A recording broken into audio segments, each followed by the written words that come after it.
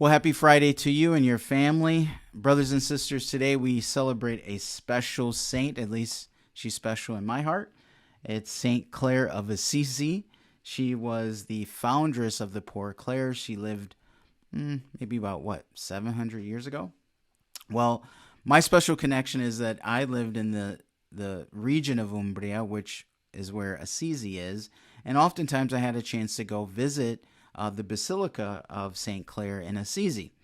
You know, you go down to the crypt area, and there her body is laid out, this medieval basilica, very beautiful. It's almost like a timeless place to go into, or you kind of go back in time and get a chance to, venerate her. She's incorruptible, and also ask for her intercession.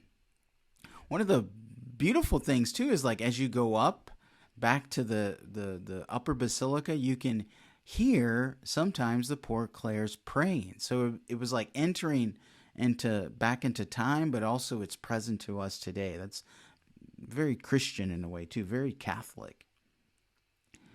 The monastery that I belong to sat across from the Poor Clares, and I was the guest master. So oftentimes I would bring a guest that was staying in the guest house of the Poor Clares, and you actually cannot go into the monastery of a Poor Clare or the convent of a Poor Clare. You can knock on the door and hope that one of them will open, and they'll open up a window. They'll have a grate there, and you have to talk to them there and conduct your business in the entryway. One of the hallmarks I loved about the Poor Clares was, first of all, their dedication to the communal life, the life in community.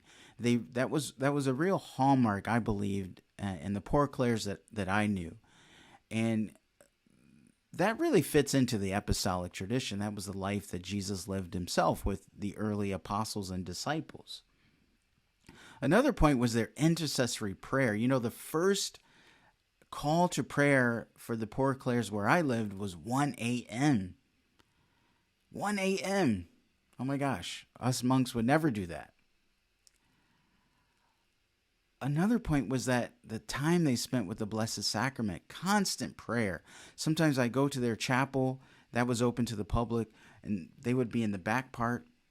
But I'm telling you could barely see their faces with the veils that they had, but their faces would be shining brightly because of the hours of prayer they spent before Jesus and the Blessed Sacrament.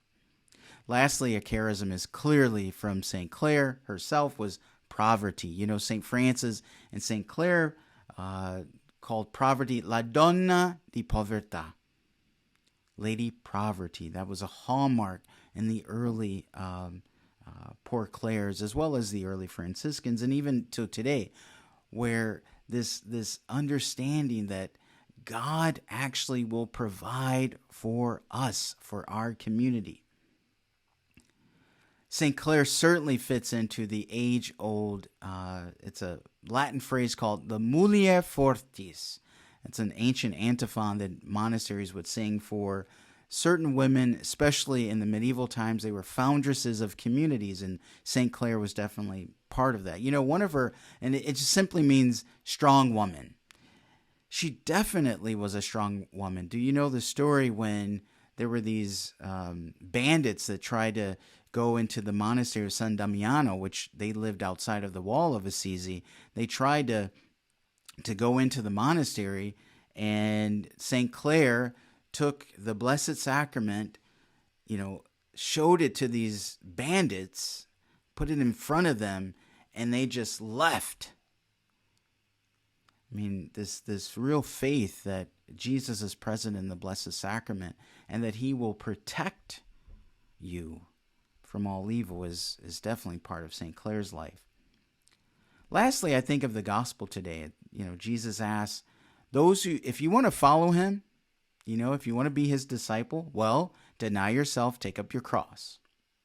St. Clare did this primarily through poverty, that the Poor Clares owned absolutely nothing. Now, recently, things have been updated, of course, but in those early times, they really had to beg for alms every day. Every day. Strict poverty.